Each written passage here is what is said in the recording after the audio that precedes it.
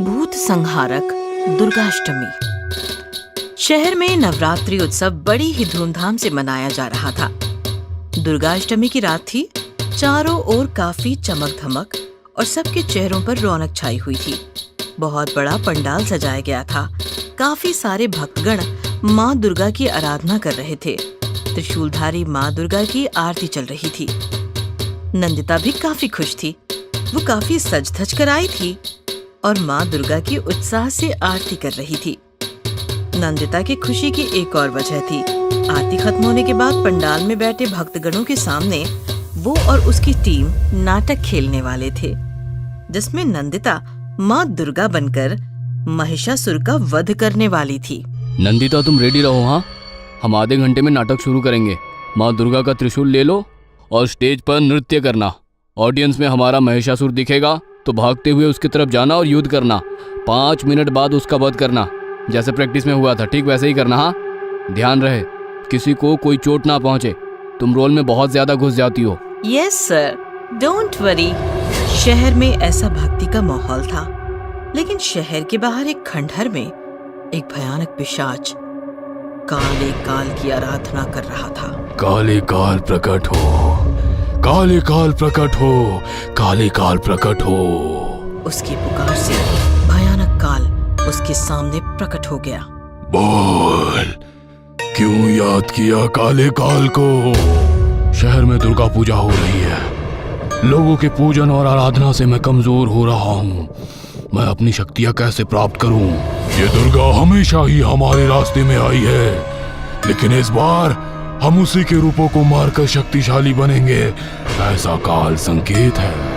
पूजा में जाओ और कुछ भी करके 9 बच्चियों को पकड़कर उनका खून पियो, जिससे तुम में दुर्गा जितनी ही शक्ति आ जाएगी। बोलो जय हो काले काल की। काले काले काल की सदा ही जय हो। काला साया अमर रहे, दिलों में डर बना रहे। फिर काल गायब हो गया और भयंकर पिशाच काफी भयानक हंसते हुए शहर की तरफ भागने लगा। इधर दुर्गा पूजा खत्म हुई थी। लोग पंडाल में बैठ चुके थे। थोड़ी ही देर में नाटक शुरू होने वाला था। नंदिता माँ दुर्गा का गेटअप लेकर और हाथ में त्रिशूल लेकर काफी एक्साइटेड खड़ी थी। बाहर कुछ लोग और बच्चे घूम रहे थे, खरीदारी कर रहे थे। पंडाल के बाहर एक गुब्बारे वाला खड़ा था, जिसके पास काफी सारे रंगीन और बड़े गुब्बारे थे। दीदी, मुझे भी गुब्बारा चाहिए। मेरे पास पैसे नहीं है। नहीं, मुझे चाहिए, चाहिए मुझे मुझे चाहिए। ठीक है, तुम गुब्बारे वाले के पास जाकर गुब्बारा ले लो। मैं पंडाल में जाकर माँ से पैसे लेकर आती हूँ। ऐसा कहकर दीदी चली गई और छोटी बच्ची गुब्बारे वाले के पास गई। अंकल, मुझे गुब्बारा चाहिए। गुब्बारे जैसी प्यारी प्यारी गबरी, गुब्बारा चाहिए? रुक। गुब्बारे वाले ने इधर उधर देखा और फिर एक गुब्बारा निकालकर बच्ची के हाथ में दे दिया। जैसे ही बच्ची ने गुब्बारा पकड़ा, वो गुब्बारे में कैद हो गई। गुब्बारे वाले ने फौरन गुब्बारा पकड़ लिया और इधर उधर देखते हुए बोला, ये पहला शिकार। थोड़ी देर बाद बच्ची की दीदी गुब्बारे वाले के पास जाकर बोली, मेरी बहन गुब्बारा लेने आई थी। कहाँ गई? कहाँ गई वो? अपनी दीदी को देखकर गुब्बारे में कैद बच्ची अंदर से रोते हुए चिल्लाने लगी, दीदी, दीदी, दीदी, मैं आऊं, बचाओ, बचाओ मुझे दीदी। लेकिन उसकी दीदी ना तो उसे सुन सकती थी और ना ही देख सकती थी। तुम्हारी बहन? बताता हूँ, इसे पकड़ो जरा। गुब्बारे वाले ने दीदी के हाथ में एक गुब्बारा दिया। जैसे ही दीदी ने गुब्बारा पकड़ा, वो भी गुब्बारे में कैद हो गई। बचाओ, माँ, माँ बचाओ, माँ, माँ बचाओ। ये दूसरा शिकार। इस प्रकार एक एक करके गुब्बारे वाले ने पूरी 9 लड़कियां गुब्बारे में कैद कर ली। अब यहाँ से निकलता हूँ और खंडहर जाकर इन लड़कियों का खून पीता हूँ। अरे ये क्या? पंडाल में तो कोई लड़की दुर्गा बनकर नाच रही है। नाटक चल रहा है। दुर्गे, असली नाटक तो मैंने खेला है तुम्हारी छोटी छोटी बच्चियों के साथ, और तुम्हारे मूर्ख भक्त, इनका अलग ही नाटक चल रहा है। जरा मैं भी तो देखूं क्या नाटक करती है ये लड़की। नंदिता स्टेज पर माँ दुर्गा के आवेश में नाच रही थी। भाविक हाथ जोड़कर खड़े थे। बाहर गुब्बारे वाला बनकर खड़ा पिशाच हंस रहा था। गुब्बारे के अंदर कैद लड़कियां चीख रही थी, चिल्ला रही थी, लेकिन उनकी चीख पुकार कोई नहीं सुन पा रहा था, क्योंकि वो पिशाच के माया में फंसी थी। तभी महिषासुर बना अभिनेता पंडाल के बाहर खड़ा हुआ। डायरेक्टर ने इशारा किया और त्रिशूल लेकर नंदिता माँ दुर्गा के आवेश में महिषासुर की तरफ भागने लगी। महिषासुर भी रेडी था, लेकिन नंदिता ने उसको छोड़ दिया और वो भागते हुए सीधे गुब्बारे वाले के पास गई। अरे नंदिता, क्या कर रही हो? महिषासुर तुम्हारे पीछे है। शिट! नंदिता ने अपने त्रिशूल से सारे गुब्बारे फोड़ दिए। जैसे ही गुब्बारे फूटे, सारी लड़कियां आजाद हो गईं। गुब्बारे वाला पिशाच भी अपने असली रूप में आ गया। ये सब देखकर सारे लोग घबरा गए और इधर उधर भागने लगे। ए लड़की, मेरी माया का कवच फोड़ दिया, अब मैं तुम्हें नहीं छोड़ूंगा। मैं कोई साधारण लड़की नहीं हूँ, माँ दुर्गा हूँ, माँ दुर्गा हूँ, माँ दुर्गा हूँ मैं, और जब तक मैं हूँ तुम मेरी बच्चियों और भक्तों का कुछ भी अहित नहीं कर सकते। पापी, दुष्ट, तुम कितनी भी शक्तियां बढ़ा लो, हर युग में, हर काल में मैं तुम्हारा वध ही करूंगी।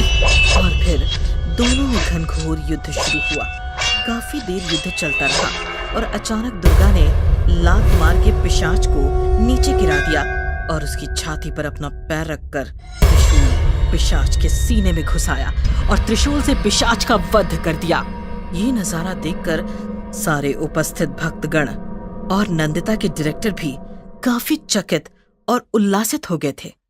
नंदिता के शरीर में साक्षात माँ दुर्गा प्रकट हुई और उन्होंने पिशाच का वध करके संकट का निवारण किया। ये सत्य सभी समझ गए। बोलो दुर्गा माता की जय। सब लोग नंदिता के चरणों में गिर गए और उसकी चरण की धूली अपने माथे पर लगाकर धन्य हो गए। हैलोवीन की भूत। हैलोवीन एक अजीब त्योहार है जो वेस्टर्न कल्चर में मनाया जाता है। मान्यता है कि हैलोवीन की रात जीते जागते जिंदा इंसान और भूतों के बीच की अदृश्य दीवार खत्म हो जाती है। भूत इंसानी दुनिया में प्रवेश करते हैं या फिर कोई इंसान भूतों की दुनिया में भी जा सकता है और फिर उसका वापस आना बिल्कुल ना के बराबर है। ऐसी ही कहानी है स्कॉटलैंड की, जहाँ एक इंसान खुद अपने आप भूतों के जगत में चला गया। जेम्स छुट्टियां मनाने अपने गांव आया था। उसके माता पिता तो नहीं थे, लेकिन गांव में एक दादी जरूर थी जिसने उसे पाल पोस कर बड़ा किया था। दरअसल जेम्स काफी पढ़ा लिखा था, लेकिन पढ़ाई लिखाई की वजह से वो थोड़ा बदतमीज और लापरवाह हो गया था। जेम्स दोपहर को हॉल में आया तो उसने देखा उसकी दादी एक बड़े से पंपकिन को काटकर उसे भयानक भूतिया चेहरा दे रही थी। साथ साथ दादी ने काफी फटे पुराने और अजीब से कपड़े भी पहने थे। जेम्स समझ गया कि आज हैलोवीन की रात है। ओहो, लगता है आज रात भर आपकी नौटंकी चलने वाली है। सिर्फ मेरी ही क्यों, तुम्हें भी इस नौटंकी का हिस्सा बनना है। और जेम्स, मैं क्या देख रही हूँ, तुम ये सूट बूट पहनकर स्प्रे पाउडर लगाकर कहाँ जा रहे हो? तुम्हें पता है ना, आज भूत पिशाच घूमते हैं। उनकी नजर से बचने के लिए हमें भी भूतिया गेटअप करना है। मैं डेट पर जा रहा हूँ, मेरा मूड मत खराब करो। जेम्स, तुम आज कहीं नहीं जाओगे। आज हमारे लिए घर से ज्यादा सिक्योर प्लेस और कोई हो ही नहीं सकता, समझे? माना कि आप मेरी दादी हो, लेकिन जरूरी नहीं कि आपकी हर बात मानूं। मैं जा रहा हूँ, आपको जो करना है, जो कहना है, वो सब मेरे लौटने के बाद। ऐसा कहकर जेम्स घर से बाहर निकल गया और दादी परेशान हो गई। जेम्स बाहर निकला तो शहर के सारे घर काफी अजीब और डरावने तरीके से सजाए गए थे। सड़क पर कोई भी नहीं था। लगता है आज टैक्सी भी नहीं मिलेगी, पैदल ही जाना होगा। जेम्स ने अपनी गर्लफ्रेंड को कॉल किया। सॉरी रीटा, मैं तुम्हें बताना भूल गया, आज हमारे यहाँ हैलोवीन की नौटंकी है। कोई भी होटल खुला नहीं मिलेगा। मैं भूल गया था कि तुम इंडियन हो, तुम्हें हैलोवीन नहीं पता। अरे नहीं नहीं, आज ही मिलते हैं पार्क में। मैं पैदल निकल चुका हूँ। ठीक है, आ जाना। हाँ।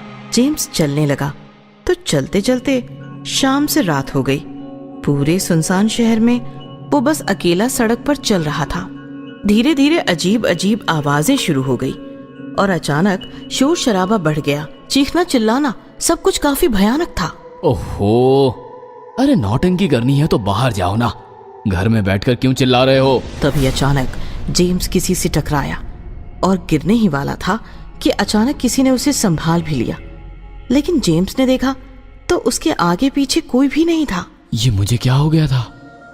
हाँ, शायद वहम होगा। तभी अचानक जेम्स को महसूस हुआ कि उसके सामने से निकलकर कोई उसके पीछे निकल गया है। शूज की आवाज दूर जाती सुनाई दी। ये हो क्या रहा है मेरे साथ? काम डाउन जेम्स, ये सब वहम है। जेम्स चल तो रहा था लेकिन बार बार वो किसी न किसी से टकरा रहा था। लेकिन जिससे टकरा रहा था उसे देख भी नहीं पा रहा था और इस बात को वहम समझकर वो आगे ही बढ़ता जा रहा था। ऐसा करते करते वो पार्क में आया तो पार्क भी एकदम सुनसान था। पार्क में एक झूले पर उसने पीछे से रीटा को देखा। वो छिप के पीछे गया और उसने रीटा को हक किया। लेकिन जैसे ही रीटा उसकी तरफ मुड़ी, उसके होश उड़ गए। रीटा और कोई नहीं, एक भयानक इंडियन डायन थी। पहले तो जेम्स काफी डर गया और फिर अचानक रीटा पर गुस्सा हो गया। रीटा, मानता हूँ तुम इंडिया से हो, इसलिए तुम्हें भी हैलोवीन में इंटरेस्ट पैदा हो सकता है, लेकिन मेरे लिए ये सब फालतू बात है, बकवास है, इसलिए ये सब उतार कर फेंक दो। ये सुनकर डायन और जोर जोर से हंसने लगी। रीटा वीटा सब झूठा, मैं तो रीटा का रूप लेकर आई डायन हूँ। ओहो, कम ऑन रीटा। तभी अचानक रीटा ने जेम्स को जोरदार चांटा मारा और जेम्स हवा में उड़कर सीधा झूले पर गिर पड़ा। झूला अपने आप झूलने लगा और उसकी कर कर आवाज ने माहौल और ज्यादा बिगाड़ दिया। जेम्स ने होश संभाला भी नहीं था कि रीटा जेम्स के साथ झूले पर उसकी गोद में बैठ गई और उसकी तरफ मुंह करके उसे चांटे कसने लगी। उसकी मुंह से बहुत बदबू आ रही थी। उन बदबुओं से ही जेम्स उल्टियां करने लगा तो उसकी उल्टियों से खून बहने लगा था। धीरे धीरे पार्क में और भी बहुत सारे डरावने भूत आ गए और झूले के पास इकट्ठा होकर वो भी जेम्स को सताने लगे। अब जेम्स पूरी तरह से घायल हो चुका था। तभी अचानक पता नहीं कहां से पार्क में जेम्स की दादी आई और चिल्लाई, अरे उसे छोड़ दो, वो गंदा इंसान है। मुझे देखो, मैं उससे ज्यादा स्मार्ट बनकर आई हूँ। नए नए कपड़े पहनकर, परफ्यूम लगाकर, एकदम टॉप टू बॉटम बनकर आई हूँ। तुम्हें अच्छे इंसानों से नफरत है ना? तो आओ फिर मुझे मारो, मुझे मारो। इधर आओ, इधर इधर, मेरी तरफ आओ। दादी सच में काफी बनठन कर आई थी और वो जेम्स से भी ज्यादा खूबसूरत दिख रही थी। खूबसूरत दादी को देखकर सारे भूत गुस्सा हो गए और जेम्स को छोड़कर दादी की तरफ भागने लगे। जेम्स, सुबह तक यहीं पड़े रहना, कहीं जाना मत। भूत आए तो जमीन में मुंह दबाकर सांस रोककर पड़े रहना। उन्हें लगना चाहिए कि तुम मरे हुए हो, समझे? ऐसा कहकर दादी इधर उधर भागते हुए पार्क से बाहर हो गई और सारे भूत भी दादी के पीछे पीछे भागते हुए बाहर चले गए। घायल जेम्स पार्क में ही बेहोश होकर गिर पड़ा। रात भर जेम्स बेहोश होकर पार्क में पड़ा रहा और इधर दादी भूतों को गुमराह करती हुई पूरे शहर में इधर उधर घूम रही थी। सुबह हुई, जेम्स अभी भी बेहोश था। अचानक उसके मुंह पर किसी ने पानी मारा। वो होश में आया। उसने अपने सामने दादी को देखा। दादी भी काफी घायल थी। दादी जेम्स के पास थक कर बैठ गई। जैसे ही दादी बैठी, जेम्स दादी से लिपट गया और माफी मांगते हुए फूट फूट कर रोने लगा।